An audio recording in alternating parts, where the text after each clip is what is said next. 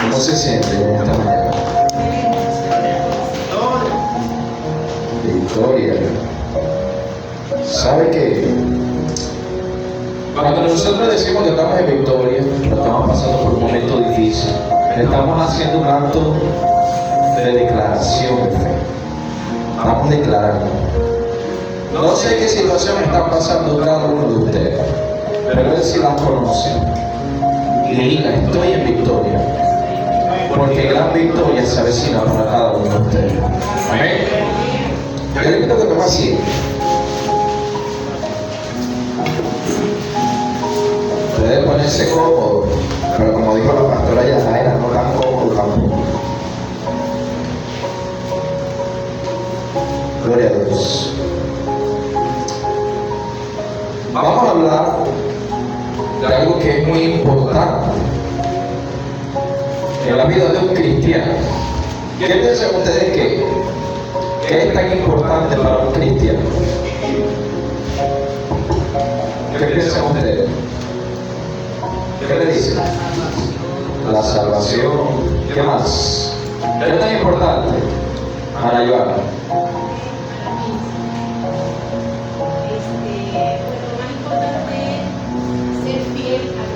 Ser fiel a Dios. Eso está buenísimo. ¿Qué piensa por aquí, Carolina? La fe. ¿Qué piensa por allá la pastora? Esperar el tiempo de Dios. Todas las cosas tienen que ver. Todas son importantes para un cristiano. Todas estas cosas nosotros debemos aplicarlas en nuestra vida. Entonces, mira al que tiene a su lado y dígale, ten fe, sé fiel en lo poco, espera el tiempo de Dios, que gran victoria se avecina. Reciba usted también. Créalo. Hoy Dios le está hablando y Dios hoy quiere hacer cosas nuevas en cada uno de ustedes. Amén. Pero vamos a hablar con respecto a la paciencia. Paciencia. Y si usted tiene ahí su cuaderno, yo le invito que anote el título de esta enseñanza, que es de la espera a la gloria. De la espera a la gloria. Anótelo ahí. De la espera a la gloria.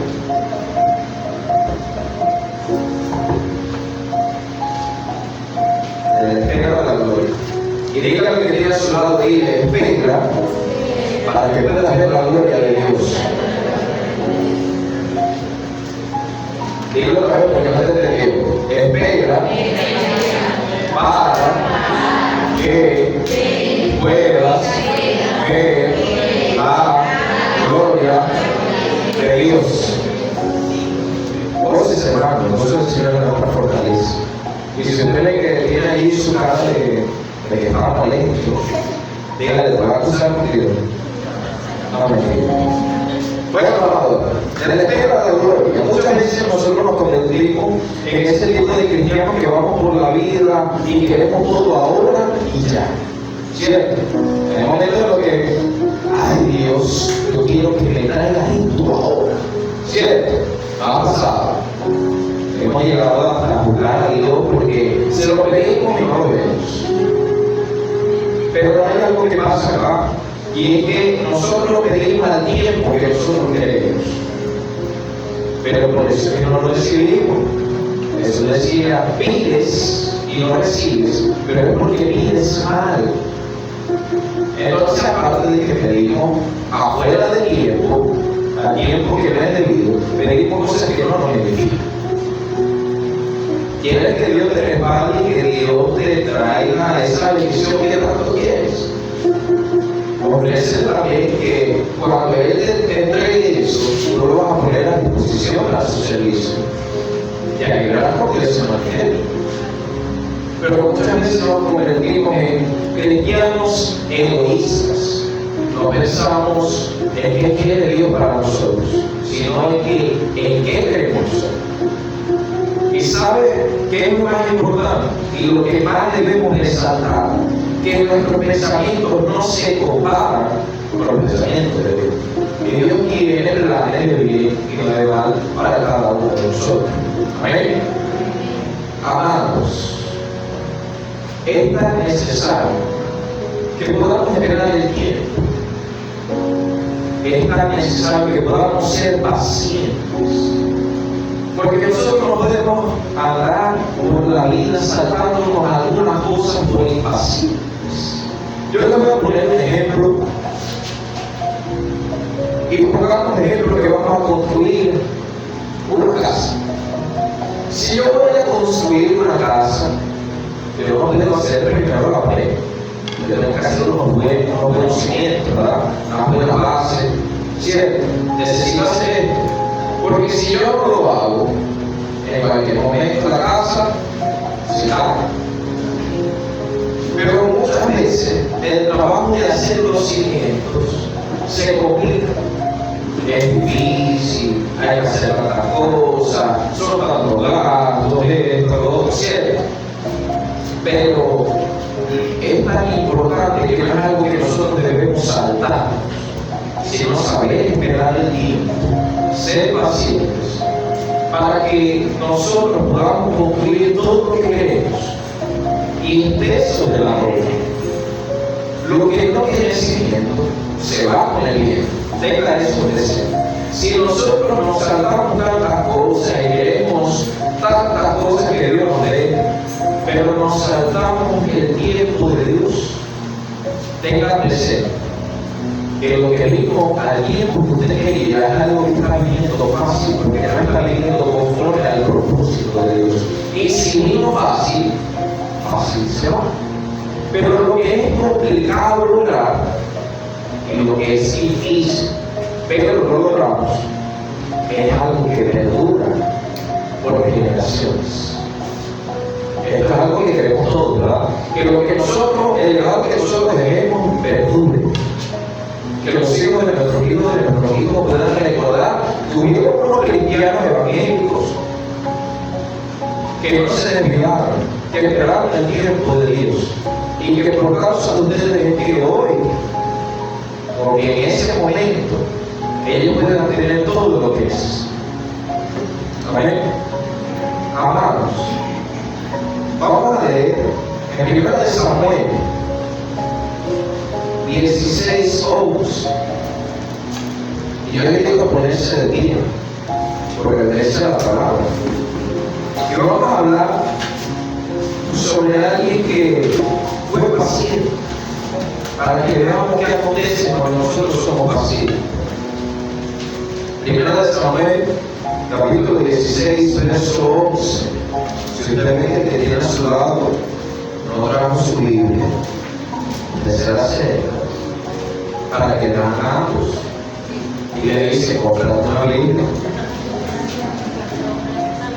1 Samuel, capítulo 16, verso 11. Leemos en el nombre del Padre, del Hijo y del Espíritu Santo. Dice de la siguiente manera: entonces dijo Samuel a Isaí: ¿son estos todos tus hijos? Y él le respondió: queda aún el menor, que apacienta las ovejas. Y dijo Samuel a Isaí: envía por él, porque no nos sentaremos a la mesa hasta que él venga aquí. Puede conocer. En este momento ya Dios había desechado a Saúl. Conocemos la historia del rey Saúl, el primer rey de Israel. Él se había apartado del Señor, estaba en desobediencia, y como él se apartó, la presencia de Jehová dejó de estar con él. Entonces Dios envía a Samuel a la casa de este hombre Isaí a ungir al próximo rey de Israel. Pero a lo que Samuel llega, Samuel se encuentra con todos los hijos de Isaí. Pero aunque a Samuel le pareció que entre ellos estaba, no era así, sino que Dios había escogido al que estaba por allá con las ovejas. Vamos a seguir leyendo en el verso 12, y dice: envió pues por él y le hizo entrar, y era rubio, hermoso de ojos y de buen parecer. Entonces Jehová dijo: levántate y úngelo, porque ese es. Dice el verso 3: y Samuel tomó el cuerno del aceite y lo ungió en medio de sus hermanos. Y desde aquel día en adelante el Espíritu de Jehová vino sobre David. Se levantó luego Samuel y se volvió a Ramá. Allá lo vemos. David, el menospreciado, David que estaba por allá con las ovejas. ¿Qué podría pensar David? ¿Dónde está Dios? Si yo estoy aquí, me menosprecia, mi hermano me quiere, esto, lo otro. Puedo pensar eso, ¿verdad? Puedo pensar, yo quiero algo, quiero que me respeten, me voy de ahí. Pero lo hizo, no lo hizo. Me voy a pasar, pero se quedó tranquilo, voy a Dios. ¿Y quién iba a pensar que el pastor de ovejas y menospreciado iba a pasar a ser el rey de Israel? Y no por su mano propia, sino por voluntad de Dios. Entonces, le espera la gloria, tenga su presencia. David estaba ahí, esperando, tranquilo, aquí y allá, haciendo esto, lo otro, practicando con su otra, tocando el arpa, tranquilo. Y muchas veces nosotros queremos algo y nos enfrascamos: Señor, dame esto, dame esto, dame esto, dame esto. Y eso es como el ejemplo de una madre. Cuando el hijo le pide a la madre: madre, quiero ir, déjame ir. Y la madre dice: no. Y después de tantas veces que le dice que quiere ir, le dice a la mamá: bueno, si quiere ir, anda. ¿Cierto? La madre debe saber eso. Le dice: bueno, si quiere ir, anda. Y después no va al niño. ¿Por qué creen que no va? Porque se sintió mal de cómo le dijo que fue. Pero muchas veces somos tercos, demasiado tercos, y nos enfrascamos en lo que queremos nosotros. Y nosotros no podemos pensar o enfocarnos en lo que de verdad. Ciertamente, cada uno de nosotros que estamos acá queremos lograr tantas cosas, queremos metas, proyectos que queremos alcanzar. Pero la palabra dice: busca primeramente el reino de Dios y su justicia, y todo lo que tú quieres será añadido. No dice: busca primero lo que tú quieres y después la presencia del Señor será añadida. No, dice: busca primeramente el reino de Dios y su justicia. Busca primeramente su presencia y después todo lo que tú quieres, si va alineado al propósito de Dios, será añadido en tu vida. Entonces, David, pero sí, ahora llegó este profeta Samuel, lo vio ahora en el rey de Israel. Se vistió y se fue al palacio a reclamar su corona. ¿Fácil? No, ¿verdad? No fácil. Hubo un lapso de tiempo más o menos extenso. Pero en ese tiempo, muchos de nosotros podemos pensar que es un tiempo perdido, o que la promesa que Dios nos había hecho ya no está. Y nos desanimamos, porque pensamos de que Dios nos dio la palabra hace tanto, y hasta ahora todavía no he visto el cumplimiento de esa palabra. Debe ser que ya no está. Pensamos de esta manera.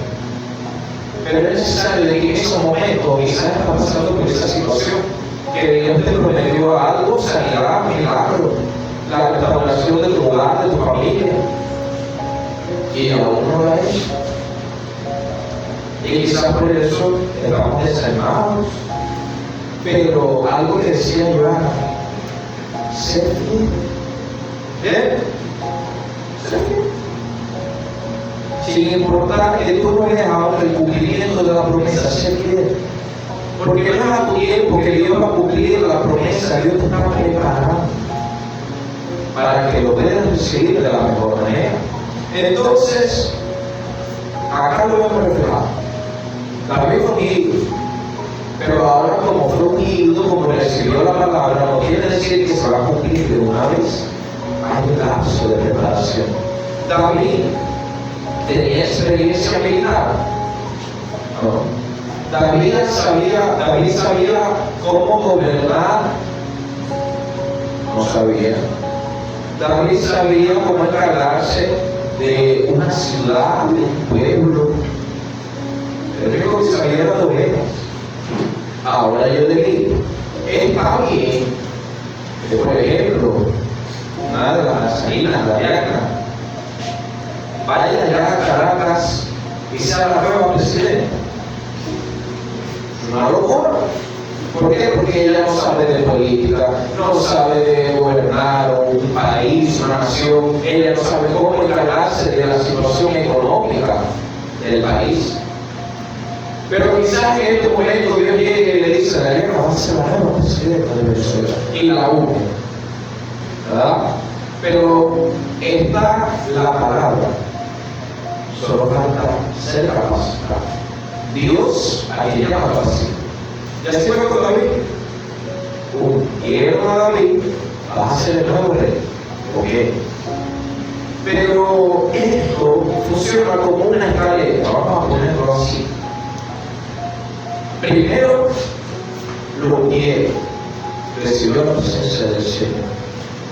Luego, él fue, se enfrentó a Goliat, ganó, como bien sabemos. Y subió y fue un guerrero. Pero no quiere decir que acabo ya de rey. No. Todo su tiempo, todo el tiempo de Dios. Entonces, fue unido como rey en privado, con su familia nada más. Después de esto, fue ungido como líder de la tribu de Judá. Nada más de la tribu de Judá, no de Israel. Y después de eso, que ya sabía cómo gobernar, cómo encargarse de personas que están a su cargo, ya después de que pasó un tiempo y que ya estaba listo para gobernar, vemos que se cumplió la promesa que Dios había hecho y fue el rey de Israel. Pero fue al tiempo de David, fue al tiempo de Dios. David pudo perder la paciencia y volverse loco.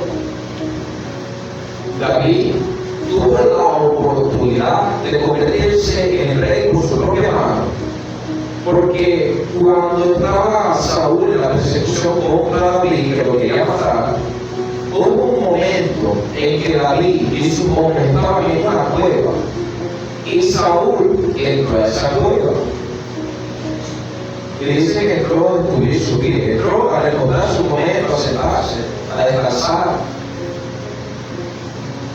Y David cortó una parte de su mano, del manto de Saúl.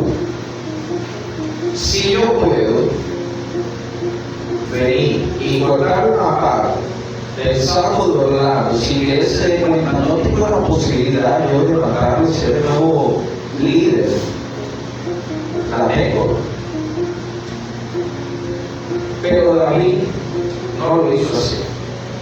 Más bien, David le dijo a los que estaban a su cargo que fuera Dios librándolo de hacer una cosa así. Pero ¿qué podemos ver? La paciencia reflejada. Paciencia. Dios nos da la palabra. Quizás te dio la palabra de un negocio, de restauración. Te dio una palabra, tú la debes saber. Y quizás has tenido la oportunidad de hacerlo con tu propia mano. Pero sirve de algo hacerlo de esta manera. sirve de algo saltarnos el tiempo de preparación y obtenerlo a la fuerza. ¿No? Porque si nosotros lo obtenemos a la fuerza por nuestra propia voluntad y no dejamos que sea Dios obrando, lo que no viene de Dios se desvanece. Por más que estés en la parte más alta de tu negocio, de tu empresa, de lo que sea que estés haciendo, si eso no es parte de Dios, en cualquier momento se desvanece. Y lo que dice todo, como la parábola del rico Lázaro, el rico, también dice, claro, tenía todo, pero en una vida se trató. ¿De qué le sirvió toda esa riqueza si de igual forma fue un lugar en el cual iba a sufrir por la eternidad? De nada.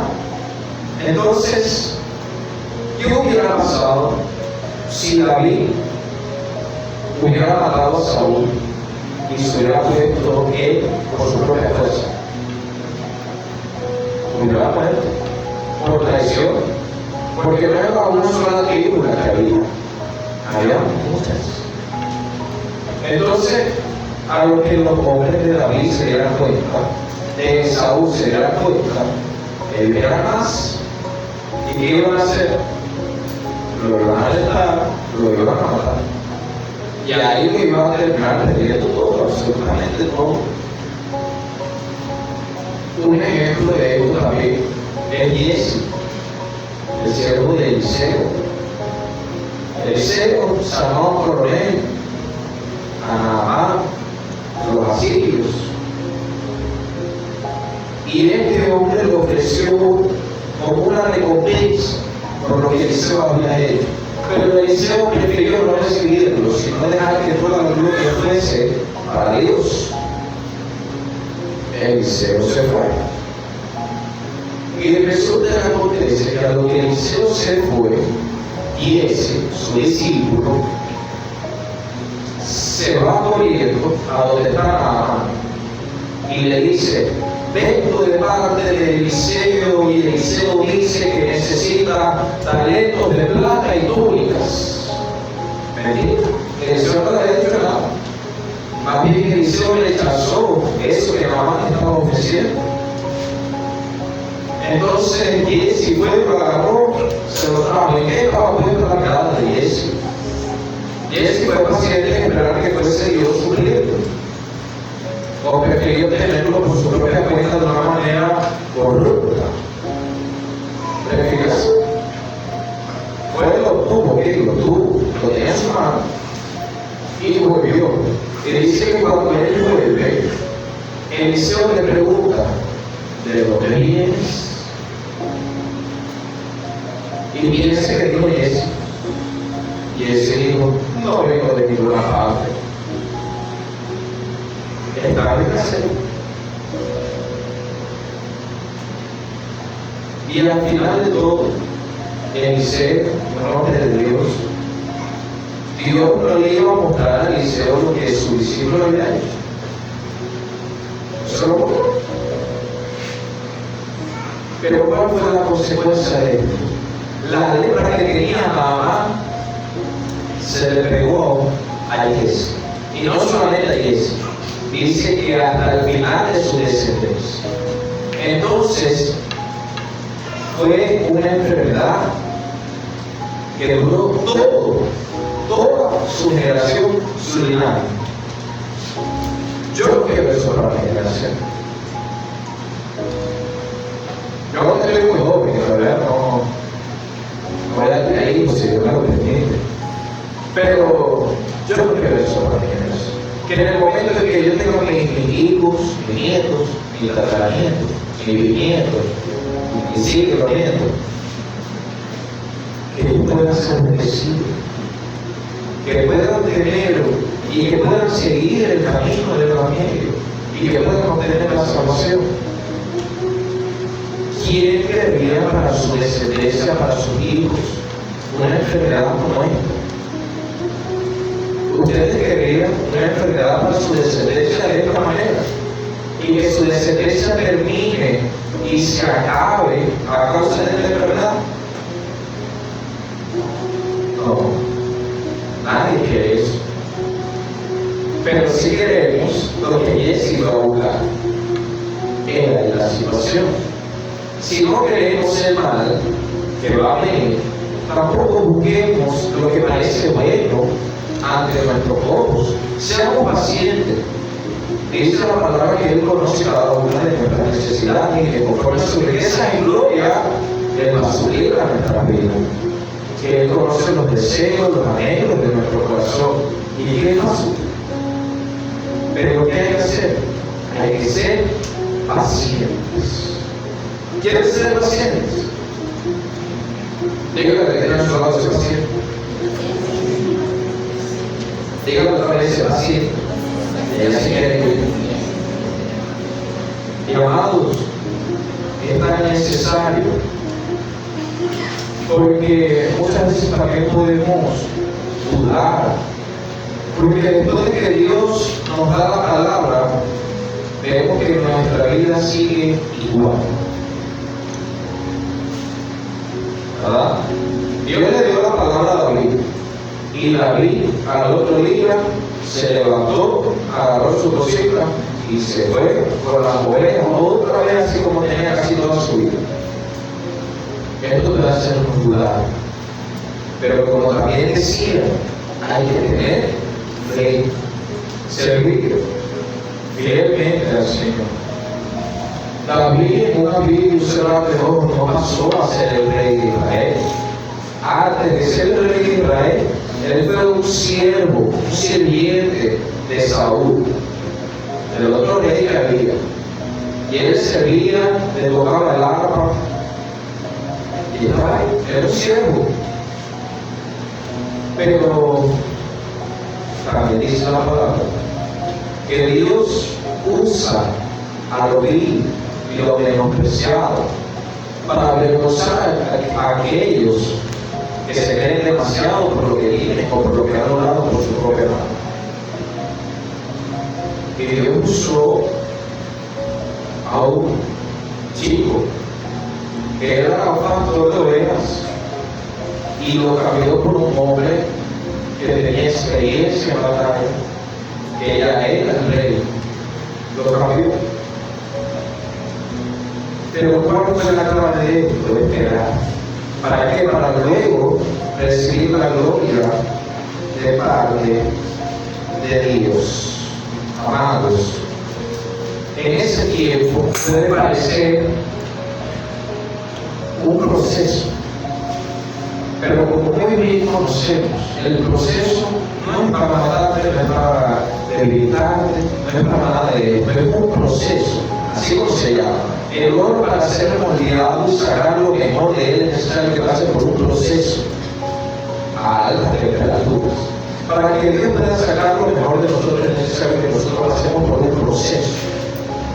Y para poder recibir la gloria, para poder recibir la recompensa de parte de Dios, es necesario que pasemos por estos procesos. Él nos va a preparar y nos va a entregar solo si somos pacientes y somos fieles. Yo quiero que puedas ubicarte en Hebreos, la carta a los Hebreos.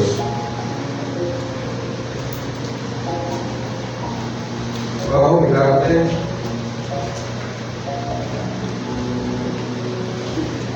la carta a los Hebreos 12, 1.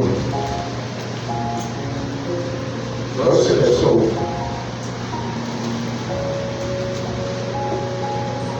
Y dice de la siguiente manera, dice, este capítulo lleva por título, puestos los ojos en quién? En Jesús.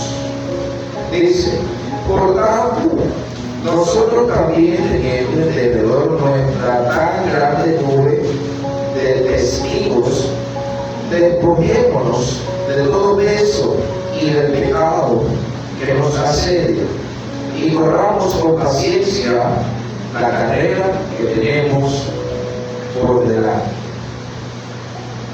Puede parecer algo que no tiene sentido. Correr una carrera con paciencia. Porque correr necesita velocidad, pero paciencia necesita calma. Entonces, ¿cómo es la situación? Correr este maratón, esta carrera, este largo camino, que podamos avanzar, que no nos detengamos, que no paremos de seguir, pero que cuando veamos que se está haciendo difícil el camino, podamos continuar con la misma disciplina que llevábamos, siendo pacientes, que lo vemos muy largo, seamos pacientes, en algún momento se va a acabar y recibiremos la recompensa que Dios ha prometido a los que llevamos. Pero hay que ser pacientes, tenemos que dejar todo por seguir a Cristo. Podemos ver a Eliseo. El mismo Eliseo prefirió dejar todo lo que tenía por seguir a Dios. Y no solamente lo dejó, sino que le dio a la gente, lo quemó, lo repartió, quedó sin nada. Pero ¿qué recibió después de Eliseo? ¿Qué recibió Eliseo después de esto? Una doble porción del espíritu que tenía Elías. ¿Y cuál era ese espíritu? El espíritu de Jehová. Y eso es lo que más nos debe importar, tener su presencia en nuestras vidas. Algo que me gustaría compartirles, y es que nuestro tiempo, nuestra carrera, hoy en día es diferente a como fue con David. David esperó, fue paciente, ok, logró el propósito que él tenía para poner a la tierra. Pero después de esto, él no fue a la presencia del Señor. Él no fue al cielo. Él tuvo que esperar para poder ir al cielo. Usted se preguntará, pero ¿cómo así? Le estoy hablando de cuando David muere, cuando ya murió David, nuevo rey en Israel. Aún en ese momento, David no fue al cielo. Y David murió en Cristo. David murió en el camino del Señor. Pero como una persona que muere en el camino del Señor no se va al cielo. Como le dije antes de contarle esto, nuestro camino ahora es diferente al de ellos. No solamente al de David, al de Elías, al de Eliseo, al de Jeremías, al de Isaías, a todos los del Antiguo Testamento. Todos los que murieron en Cristo, ellos no se fueron al cielo al morir. Tuvieron que esperar. ¿Y cómo esperaron? Hay un lugar que es mencionado por Jesús en Lucas 16, que se llama el seno de Abraham. La palabra del rey de Lázaro.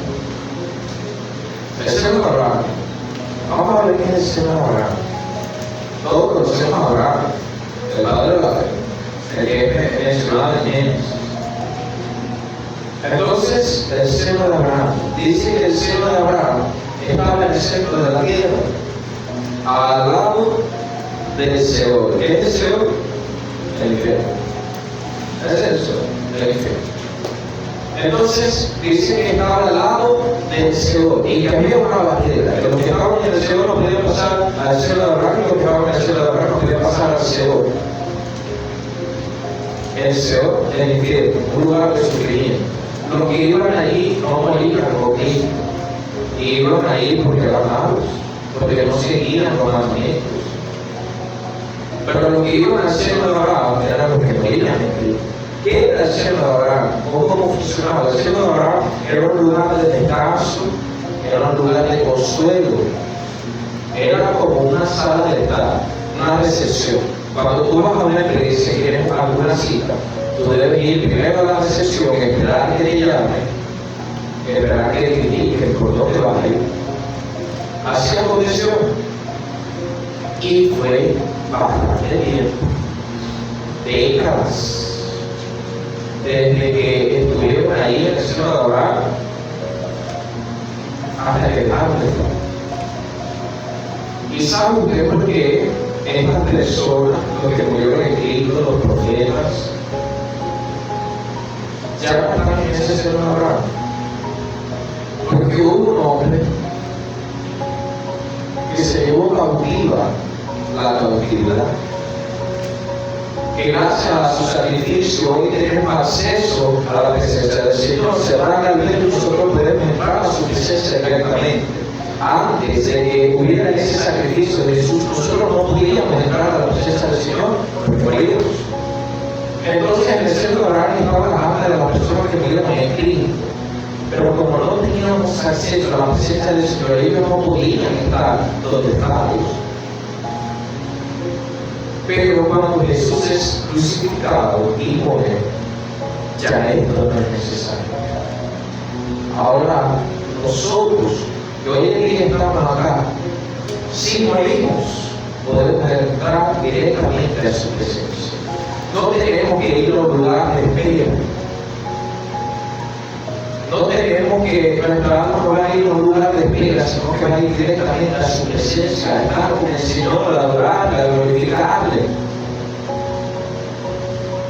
¿Y por qué te digo esto? Porque ellos tuvieron que esperar y tener paciencia a largo plazo, no solamente una, sino 2 veces. Acá en la tierra y en el seno de Abraham, ellos tuvieron que esperar para poder estar con Dios. Y tuvieron que esperar aquí para que fuera Dios obrando su vida y se cumpla el propósito que Dios tenía con ellos. Ya hoy no es. Lo único que nosotros, en lo que debemos tener paciencia es en nuestra forma de vivir.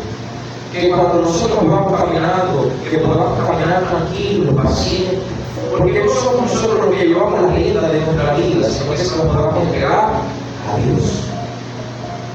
Ser pacientes es la clave. Y hoy, gracias al sacrificio de Jesús, podemos entrar a su presencia. David esperó años por un trono de regalo, pero también esperó décadas para estar junto a aquel que está sentado en el trono. Y si Él lo hizo, ¿cuánto más debemos hacerlo nosotros? Segunda de Timoteo, capítulo 4, verso 7. Segunda de Timoteo, capítulo 4, verso 7.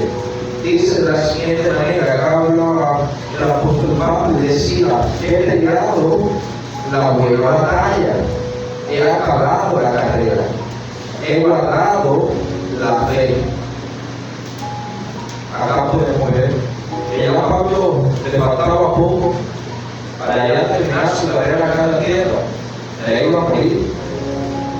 Y en el verso 8 es lo que quiero que tú puedas tener siempre presente. De que no es en vano la carrera que vas, en el maratón que vas acá en la tierra. Veamos por qué. En el verso 8 dice: por lo demás, me está guardada la corona de justicia, la cual me dará el Señor, juez justo, en aquel día, y no solo a mí, sino también a todos los que aman su venida. Es todo. Sé paciente. Y cuando acabemos una carrera que ya te vas, Dios vendrá y en su mano traerá esa corona de vida que ha prometido para cada uno de ustedes que le aman. Al igual que David, al igual que Pablo, ambos terminaron su carrera. Pero hoy, esfuérzate tú por acabar la tuya. Piensa en ti mismo, pero también piensa en tu generación. Por tu causa, tu familia puede ser salva de alcanzar la salvación. A esto no me refiero a que como tú estás viviendo y tu familia no, ahora sí ellos van a alcanzar la salvación cuando mueran. No. Me refiero a que el hecho de que tú estés hoy en este lugar puede causar una reforma en el corazón de tus familiares que no se congregan y pueden llegar a los pies de Cristo y alcanzar la salvación. ¿Cuántos no queremos que nuestros familiares no padezcan y que vayan al cielo? En la palabra del libro de Lázaro de Lucas 16:22, el rico del Seol le hablaba a Lázaro y le decía para que volviese a la tierra y fuese y le predicase a sus hermanos, para que no fueran al mismo lugar de sufrimiento. ¿Pero por qué? Porque era un lugar horrible. Nadie quiere que su familia sufra. ¿O sí? ¿Quién quiere que su familia sufra? ¿Ah? Pero ¿qué estamos haciendo para que no sufran y no vayan a sufrir por la eternidad? Estamos haciendo algo. Estamos predicando el Evangelio. Estamos llevando las buenas nuevas de salvación. Estamos yendo por el mundo haciendo discípulos, predicando el Evangelio a toda la criatura. Si no lo hacemos, ¿cómo podemos alcanzar la salvación? Si nosotros somos el instrumento para que ellos puedan llegar a los pies de Dios. Esfuérzate, tú, por ti mismo, por alcanzar la salvación, y esfuérzate para que tu familia también pueda ser salva, para que tu generación no se acabe en una vida y cerrar de ojos, sino que perdure hasta la venida de Cristo, y que puedan recordar, que puedan tener presente que Adán y Eva comenzaron el Evangelio y 7 generaciones después aún están, por causa de que ellos han perseverado y han continuado acá, de que Joana comenzó a ir a la iglesia, él iba sola con su niña pequeña y después empezaron a congregarse todos y duraron generaciones en el Evangelio. Esforcémonos por él, para que nuestra familia y nosotros podamos alcanzar la salvación. Seamos pacientes para que podamos ver la gloria de Dios. Yo le pido que te puedas poner de pie.